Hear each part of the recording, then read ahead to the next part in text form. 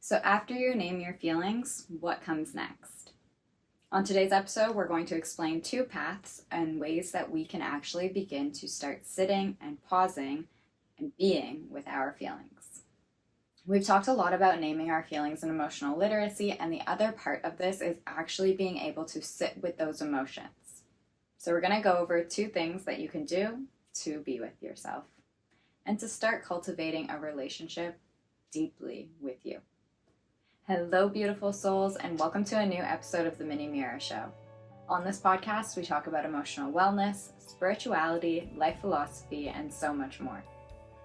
I'm your host, Amira Sookram, and I'm the author of the Guilt-Free Goals book and upcoming book, Feelings-Based Living.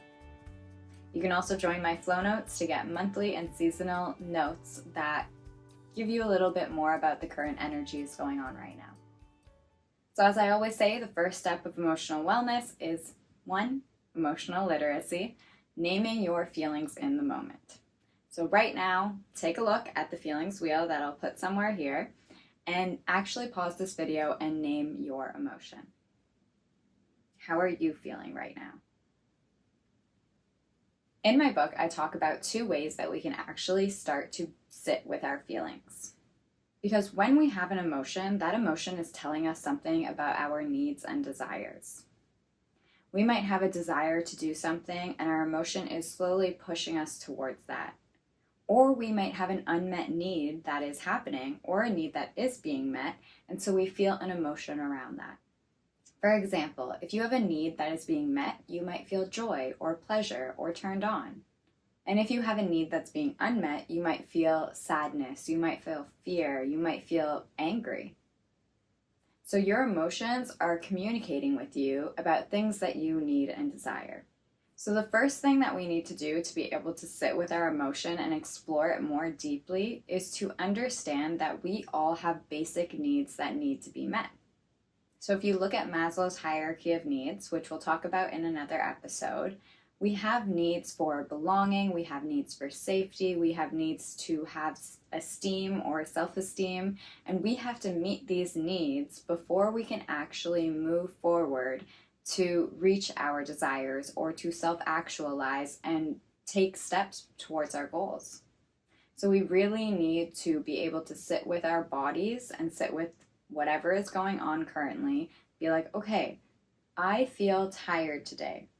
What do I need? I might need to work a little less. I might need to move my body and practice yoga or Pilates. I might need to take a nap. I might need more hours of sleep at night. I might need to be hydrating my body and drinking more water. I might also need more protein or iron.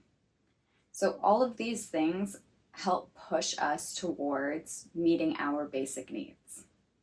Or maybe you have met these needs and you need more connection from your relationships.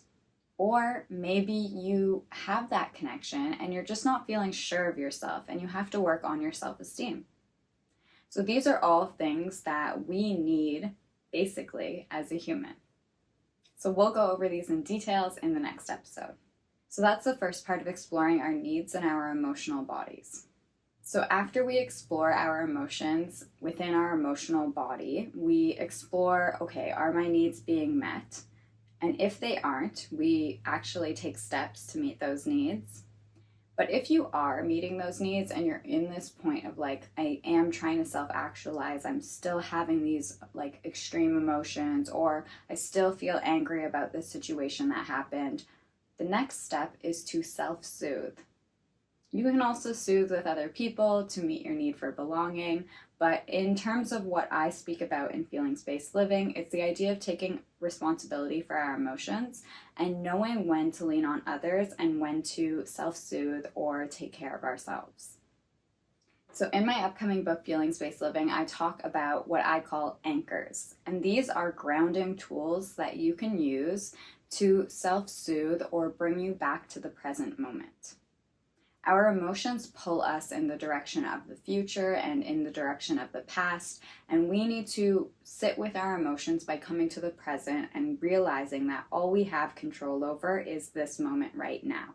So what can we do in this moment to be with our emotions, to validate ourselves or ask for validation from others?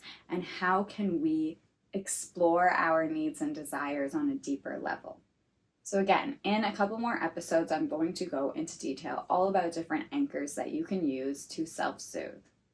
But right now, I want you to think about what is an anchor for you that feels really good, that helps you sit with your emotions, and that helps you almost process what's going on. This can be something like journaling, it could be talking to friends, it could be listening to meditation tracks or meditating, it can be using aromatherapy like essential oils, or maybe even just like giving yourself a massage or going for a massage. These are all different tools that we can use to sit with our emotions in unique ways that feel good for us and that help us be in this present moment. And if you cannot think of one right now, I just want to drop the suggestion to just get out in nature. Go touch some grass or be around the water. Just be out in nature, listening to its sounds and sitting with yourself in this space of calm when you can be outside or even inside looking out at nature. So after you name your feelings, you're going to start exploring your needs and what you need on a basic level, that being like nutrition, sleep, hydration, to belong in a group, or even to feel like you have high self-esteem. The second part of it is to self-soothe by using anchors to bring you out of the past and the future and bring you back to the current moment. So both of these tools are great for exploring your emotions more deeply and also tending to your emotional body. So after you name your emotion, you explore your needs and your basic needs, looking into Maslow's hierarchy of needs, all the needs, and then you self-soothe with anchors like journaling, being out in nature, being by the water, drawing, like anything that helps you come back to the present moment. And to leave you with a question, as I always do, I want to invite you to think about right now what you can do to self-soothe this week and to step into emotions that are happening within your body. And I'd just like to leave you with a reminder that you don't always have to be stepping into your emotional body and being with your emotions all the time. Distraction can be actually really helpful on this journey, and sometimes we need those moments where we're stepping out of our feelings to just be relaxed, to have fun, and to just shut our brains off for a little bit and entertain ourselves.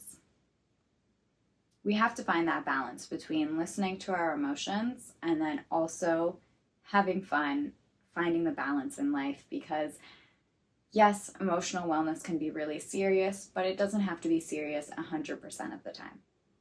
That's it for this week. Thank you so much for listening. Please join Flow Notes, like, share, subscribe, and I will see you next Tuesday. Bye! So after... A squirrel just fell out of the tree.